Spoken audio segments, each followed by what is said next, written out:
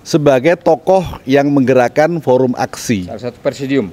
Oh, presidium ya. Wah, ini dia nih. Jadi kira-kira bisa Abang Juju ceritakan dulu apa ini forum aksi? Silakan. Makasih Mas Heru, sahabat saya. Jadi mungkin sebagian publik, sebagian kecil lah ya, sudah mendengar atau mengetahui tentang forum aksi itu. Forum aksi adalah kepanjangan dari Forum Alumni Kampus Seluruh Indonesia. Kenapa? Artinya ya memang anggotanya maupun presidiumnya adalah alumni-alumni kampus yang ada di Indonesia ini. Karena kita mulai dan berpusat di Jakarta, mau nggak mau ya sementara ini UI yang paling besar ya, alumni UI maksud saya. Ya, mungkin ya yang dekat-dekat adalah Unpad misalnya Bandung seperti itu. Mungkin ISTN Jogja ada, UGM ya? Jogja UGM ada, pasti. Jawa Timur juga ada Erlangga seperti itu. Nah jadi kita terbentuk belum lama Mas Heru. Jadi sekitar 4 bulan yang lalu. Ya, karena kita sering ketemu di lapangan, yaitu di jalanan begitu. Karena apa? Istilah-istilah ngaspal. Iya, karena kita sering ngaspal bersama sehingga chemistry-nya sama. Chemistry sama betul. Ngobrol-ngobrol ya kita bentuk aja deh wadah deh.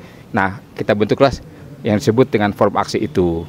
Jadi kira-kira seperti itu, di mana maksud tujuannya jelas sebagai fungsi kontrol. Ya, jadi di samping kita dulu juga pernah mahasiswa, pernah jadi aktivis. Nah, sekarang kita lanjutkan nih. Ya, sebagai alumni ya kita melakukan fungsi kontrol kepada rezim ini ya begitu. Jadi perjuangan kita nggak berhenti nih Mas, sudah sampai umur sekian kita ya. Dulu mahasiswa udah, sekarang apa mau tidak mau tugas kita melihat hal yang tidak bagus. Iya, artinya tugas memanggil, tugas negara katakanlah begitu. Karena menganggap atau dianggap menganggap rezim ini masih perlu dikontrol terus. Kira-kira begitu. Luar biasa, baik. Jadi kalau kita dengarkan dari Mas Juju sudah cerita tentang forum aksi. Jadi memang kami-kami ini adalah alumni yang tidak bisa mendiamkan apabila negara kita ini semakin terpuruk. Saya di kiri saya juga ada GWK. GWK ini adalah Gerakan Waspada Komunis. Ini adalah suatu gerakan yang kami bentuk oleh alumni UI juga. Ketika 2020 itu dulu ada RUU HIP, di mana di situ ada arah bahwa Pancasila akan digeser menjadi geser, dan itu hampir dapat dipastikan itu adalah gaya-gaya komunis. Emang masih ada Mas komunis Mas sekarang Mas? Nah itu dia, orang bilang partai tahun 65 betul, partainya tidak ada, tapi gerakannya masih ada. Gaya-gayanya masih ada, bohongnya masih sama. Ya, jadi saya pikir kita juga terus gejala-gejala rejimnya itu yang paling bahaya. Nah itu dia. Jadi kelihatannya seperti itu, dan kami terus memonitor. Alhamdulillah setelah kami GWK, kami ke MUI, kami buat maklumat segala macam, akhirnya sampai sekarang RUU HIP ini tidak dilanjutkan. Oke Mas, sekarang kita geser sedikit nih. Ini kan lagi rame nih. Tanggal 20 Oktober nanti akan ada pelantikan presiden dan wapres. Tapi banyak sekali orang yang mencibir ya tentang wakil presidennya. Nah sekarang secara hukum nih, apa yang bisa kita kupas dari hal ini? Silakan. Presidennya sekarang Prabowo Subianto yang terpilih. Ya. Dan wakilnya? Wakilnya ya yang di catatan itu Gibran Raka Buming Raka katanya gitu. Tapi orang sekarang bilang sering apalah namanya, terserah. Yang penting di kali ini kita akan membahas dari sisi kacamata hukum karena banyak sekali track record yang perlu kita kupas di sini. Silakan. Baik Mas Heru ya, tanggal 20 nanti tidak lama lagi, kan begitu. Kira-kira 2 minggu lagi lah ke depan. Jadi di samping tadi disebutkan Mas Heru, calon presiden kita adalah Bapak Prabowo Subianto dan wakilnya adalah Gibran Raka Buming Raka, kan begitu. Nah yang sedang ramai dan cenderung akan ramai terus ya di publik itu adalah pendapat publik begitu tentang calon wakil presidennya, yaitu Gibran Raka Buming Raka. Kenapa jadi ini kok mau tinggal 2 minggu aja masih diribut terus. Nah itu targetnya adalah seorang Gibran ini agar tidak dilantik Mas. Wah ngeri kan, kok sampai nggak publik itu menghendaki agar yang bersangkutan tidak dilantik. Mungkin nggak tuh? Mungkin nggak? Ya mungkin saja. Nah ini dia. Mungkin saja. Kenapa? Karena publiknya mencatat gitu ya, mencatat kelakuan beliau gitu. Tadi disinggung sempat ya, salah satunya pada waktu beliau atau dia itu bermain medsos 5-10 tahun lalu kan begitu kan. Wah itu demikian kalau menurut pakar telematika Roy Suryo itu kan ngeri kita bacanya Mas. Ya mungkin publik bisa ikut monitor juga apa yang sudah diposting oleh seorang Gibran. Tapi namanya Gibran di situ. Oh, namanya ganti. Namanya tidak dikeluarkan, tidak ditongolkan. Dia pakai nama akun yang lain, yaitu yang lagi rame nih. Fufu Fafa katanya. Nah, kan begitu Fufu Fafa. Nah, akun Fufu Fafa ini diselidiki juga oleh seorang ahli telematika tadi Pak Roy Suryo itu. Ya, bahwa sebetulnya siapa pemiliknya sebenarnya, karena kalau kita kan punya akun ya. Pada waktu punya akun, pada waktu mendaftar kita harus mendaftar ke nama kita yang sebenarnya. Nama, nomor telepon, alamatnya segala macam, email, kan begitu.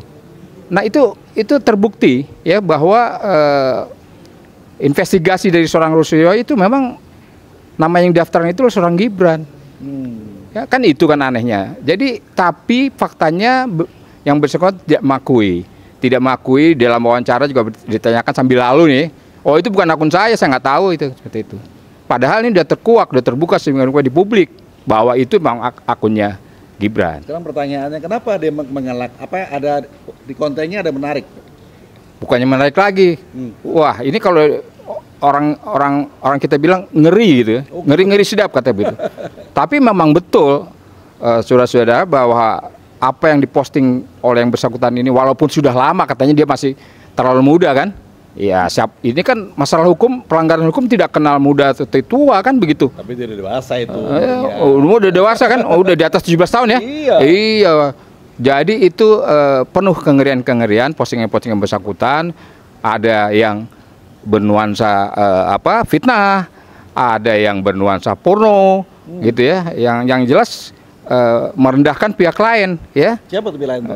Ya, contoh misalnya Bapak Prabowo sendiri, ya, walaupun tanpa saya sebutkan apa postingannya gitu ya, itu jelas disebut buktinya, dilecehkan, dan anaknya juga, termasuk juga tokoh-tokoh nasional yang lain ya, ada SBY juga dilecehkan kan begitu. Nah, lagi Jokowi ada nggak Jokowi?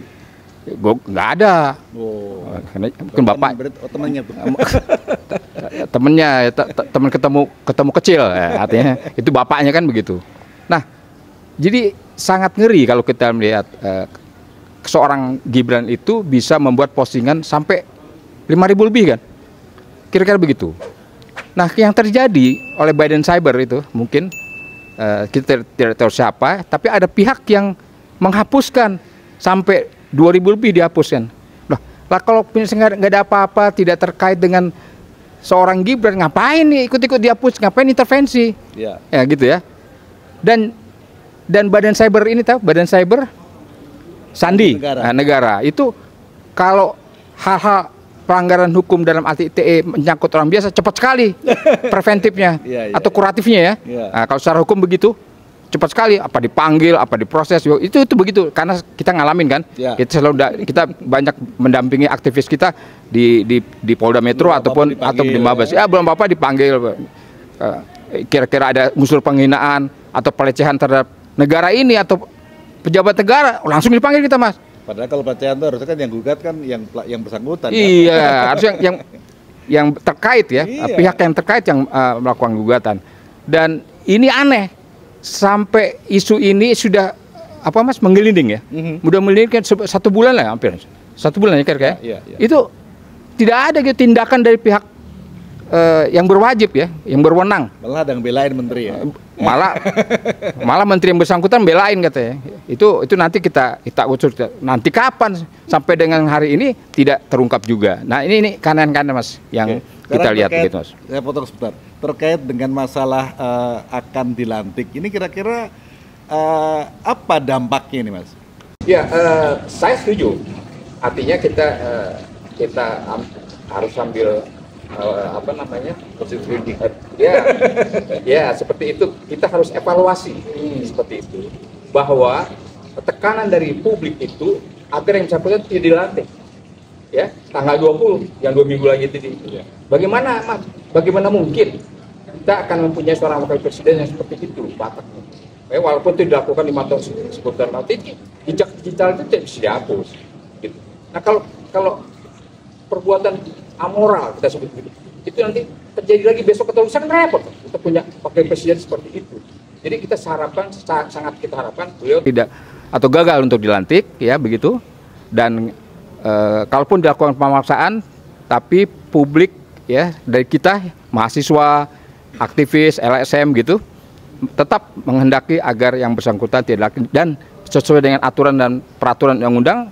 Ya kalau seandainya memang harus dilantik gitu, artinya pihak MPR dalam hal ini harus bertindak dan bersikap untuk menggantikannya. Wah, ini gitu. Berarti ini peran-peran dari para aktivis untuk segera betul mengingatkan MPR. Kita kita tugasnya adalah mengingatkan ya. Mengingatkan nggak mau ya terserah.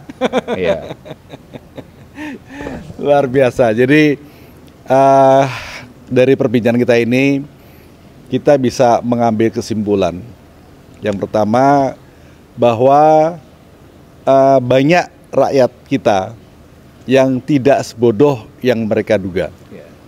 Artinya hal ini sudah viral, sehingga ini menjadi masukan yang bagus untuk para pihak terkait, khususnya MPR, untuk berpikir ulang, ya berpikir 2 kali apabila akan tetap melakukan pelantikan. Nah, yang kedua tadi seperti yang disinggung Mas Juju tadi, kira-kira apa nih Pak PS nih? Apakah beliau tetap akan bersedia? Saya rasa sih.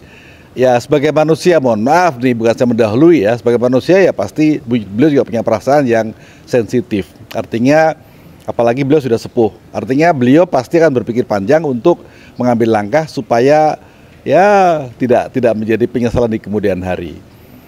Itu yang dapat kami sampaikan, mudah-mudahan pencerahan ini menjadi suatu masukan yang bagus buat kita semua. Amen. Dan percayalah bahwa kami di sini tidak ada niat untuk menjelek-jelekan atau tidak suka kepada siapa, tetapi kita akan memikirkan bagaimana nasib rakyat kita, nasib bangsa kita apabila kita salah memilih pemimpin.